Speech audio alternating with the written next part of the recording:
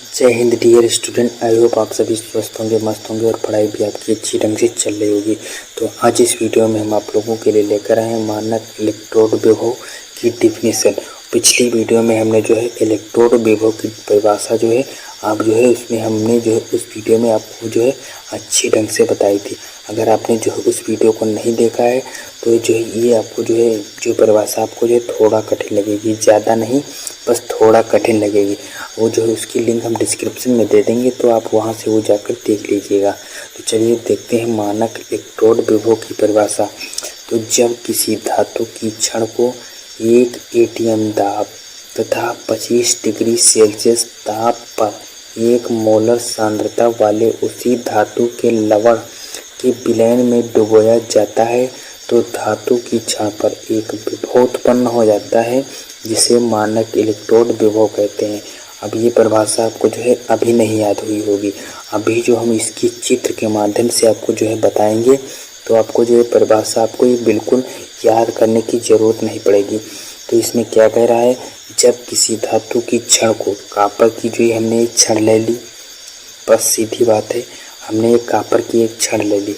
अब जो है 1 एटीएम दाब से इसको इसमें दाबेंगे, इसमें हम जो है कॉपर की क्षण को इसमें दाबेंगे और जो है 25 डिग्री सेल्सियस ताप, इस डिग्री सेल्सियस ताप पर ये जो है इसका जो विलयन ये गर्म कितना है 25 डिग्री सेल्सियस ताप, यानी कि इसका टेम्परेचर कितना है 25 डिग्री सेल्सियस होना चाहिए। और इसमें जो विलयन भरा हुआ है कॉपर सल्फेट का, इसकी जो सांद्रता कितनी है 1 मोलर सांद्रता। बस आपको इतना ही आपको इसमें मानक इलेक्ट्रोड विभव में मानना है। इलेक्ट्रोड विभव में आपको कुछ भी नहीं मानना था, इसमें बस इतना मानना है कि 1 एटीएम दाब से इसको दाबेंगे इसमें और जो है इसकी जो है इसका तापमान कितना होना चाहिए, टेम्परेचर कितना होना चाहिए 25 डिग्री सेल्सियस और 1 मोलर सांद्रता का जो है विलयन होना चाहिए।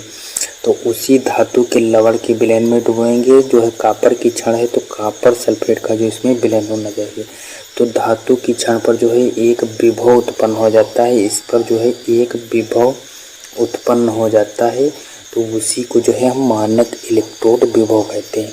तो ये जो थे मानक इलेक्ट्रोड विभव की परिभाषा आपको अच्छी ढंग से समझ में आ गई होगी। जबकि हम जिसको दोबारा रिपीट कर रहे हैं आप उसको ध्यान से सुनिएगा फिर से। जो कॉपर की जब हमें जो कोई धातु की जो क्षण कौन सी ली हमने कॉपर की और विलयन भी कौन सा है कॉपर सल्फेट। जब 1 एटीएम दाब से इसको इसमें दाबेंगे इस डिब्बे में, तो इस 1 एटीएम दाब से और इसका तापमान कितना होना चाहिए इस विलयन का, तो ये गर्म कितना होना चाहिए, ये विलयन इसमें भरा है 25 डिग्री सेल्सियस ताप पर जो है ये गर्म होना चाहिए। और इसमें जो विलयन भरा हुआ है ये कॉपर सल्फेट, इसकी सांद्रता कितनी होनी चाहिए 1 मोलर सांद्रता। ये जो कॉपर सल्फेट जो है 1 मोलर सांद्रता का होना चाहिए। और उसी धातु की जो भाई वही धातु है, धातु लिए हमने कॉपर की, तो विलयन होना चाहिए कॉपर सल्फेट का, बस इतना है। तो उसी धातु के लवण के जब विलयन में डुबोते हैं तो इस पर जो है इस धातु की क्षण पर जो है एक विभव उत्पन्न हो जाता है, उसे ही हम मानक इलेक्ट्रोड विभव कहते हैं। इसे हमने साइड में लिख दिया क्या है, जो है आपको क्या क्या मानना है, 1 एटीएम दाब मानना है और 25 डिग्री सेल्सियस ताप मानना है और 1 मोलर सांद्रता, बस इतना आपको मानना है। तो ये जो है आपकी मानक इलेक्ट्रोड विभव की परिभाषा बन जाती है। तो ये आई होप आप लोगों को अच्छी ढंग से मानक इलेक्ट्रोड विभव की परिभाषा समझ में आ गई होगी। तो हम मिलेंगे नेक्स्ट वीडियो में, तब तक के लिए जय हिंद।